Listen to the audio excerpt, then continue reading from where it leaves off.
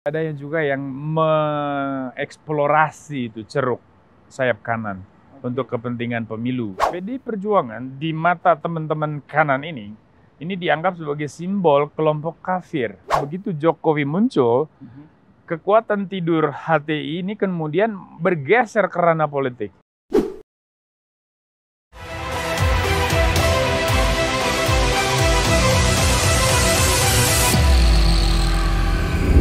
Kekuatan mana yang menang.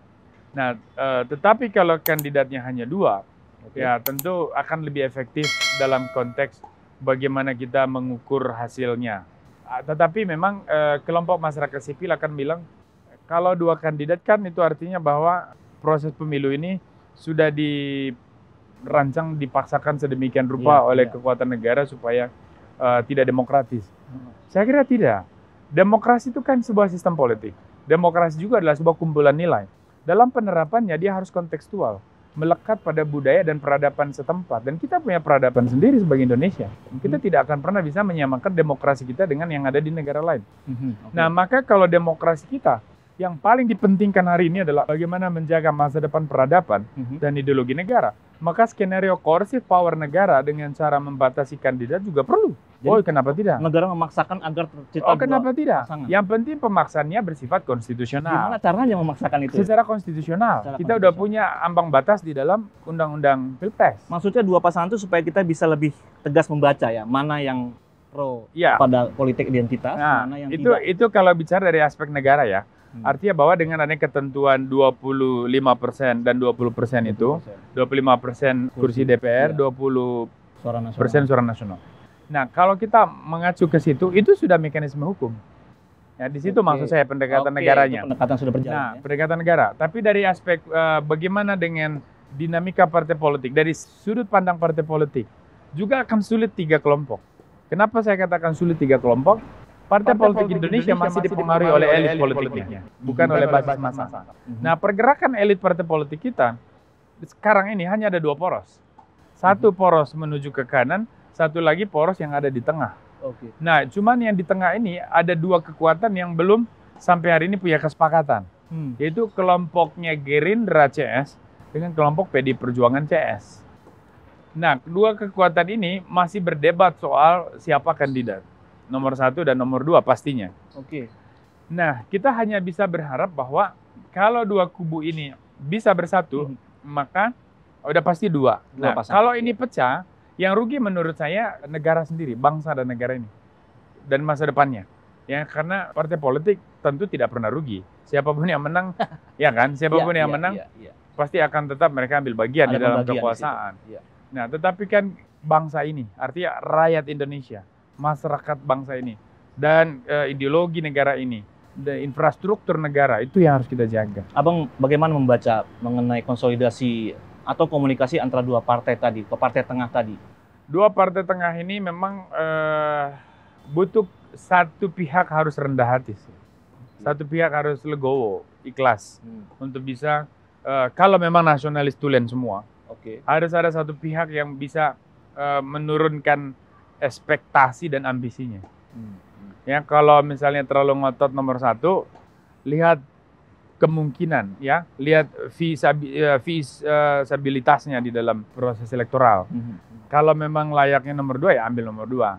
Artinya butuh kebijaksanaan elit dari 2 kelompok ini untuk bisa menemukan satu platform koalisi yang ideal untuk kelompok tengah.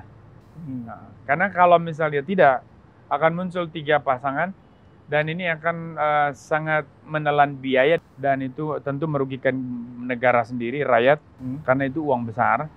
Terus kemudian yang kedua, membebankan masyarakat juga karena harus ikut pemilu lagi kalau bertahap. Lalu kemudian yang ketiga, ya dari aspek ideologi negara, ada potensi ancaman di mana kaum nasionalis bisa kalah. Ya, karena sekali lagi elit kita kebanyakan terjebak dalam kompromi. Berarti representasi dari kelompok tengah itu tadi yang Abang bilang itu adalah secara individual ya, secara sosok Pak Prabowo Subianto dan Ganjar Pranowo. Ini yang sedang mencari posisi 1-2-nya. Termasuk, kan masih ada figur lain. Termasuk, artinya kita belum menyebut Ibu Puan, kita belum menyebut yang lain. Nah, itu semua otoritas partai lah, jurisdiksinya. Silakan mereka yang memutuskan. Tapi kan ini kan lagi-lagi nanti pasti elit partai itu nanti melihat kepada elektabilitas dong, Bang. Exactly. Tentu partai-partai ini kan realistis juga.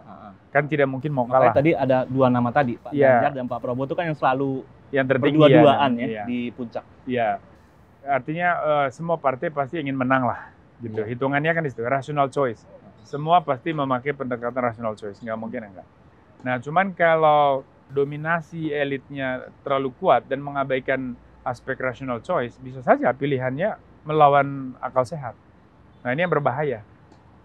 Pak Ganjar dan Pak Prabowo, mana menurut Abang yang kira-kira paling pas untuk menjadi capresnya dan mana yang cawapres? Itu mesti rakyat yang jawab, karena dan survei-survei yang harus fair, survei harus objektif, survei harus jujur. Nah, itu yang bisa membawa tren. Apakah orang maunya Prabowo Ganjar atau Ganjar Prabowo? Atau orang maunya Prabowo Puan atau Puan Prabowo misalnya. Nah, ini semua contoh simulasi. Saya kira pendapat kita yang non partai tentu tidak relevan. Yang paling penting nanti tentu bagaimana masyarakat menilai dan elit partai harus memutuskan. Dan kalau terjadi komunikasi dan kesepakatan di antara Gerindra dan PDIP, koalisi besar bisa terbentuk.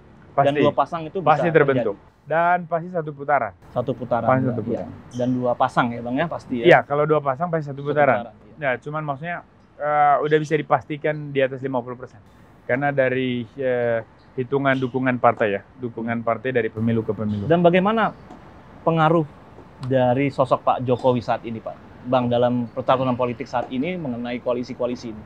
Kalau mau jujur ya, dari pengamatan kami, masyarakat Indonesia belum rela keluar dari bayang-bayang Pak Jokowi. Mereka belum ikhlas akan ada masanya Pak Jokowi pergi dan ruang ini diisi orang lain. Mereka belum rela. Nah, sekarang masih banyak masyarakat yang mengharapkan entah bagaimanapun caranya konstitusi negara ini mengatur Pak Jokowi harus bisa memimpin. Nah, itu yang ada di kepala masyarakat. Tetapi kan sejauh ini konstitusi kita tidak ada perubahan. Artinya bahwa hanya 2 periode. Nah, kalau situasinya di situ, kita lihat Pak Jokowi akan menjadi figur penentu. Tokoh sentral. Tokoh sentralnya Satu, Pak Jokowi. dia masih sangat dipercaya dan dicinta oleh masyarakat. Di sisi lain ada kegalauan untuk mencari figur baru, belum ada kepastian ada sosok seperti Jokowi. Maka orang akan melihat Jokowi sebagai referensi tunggal. Bukan partai? Bukan. Partai itu akan partai juga. Partai itu akan menjadi penentu kemenangan dalam konteks kampanye, menggerakkan pemilih. Yes. Partai perannya sangat strategis, tetapi dalam konteks kebatinan masyarakat dan juga psikologi mereka, Jokowi adalah faktor penentu utama.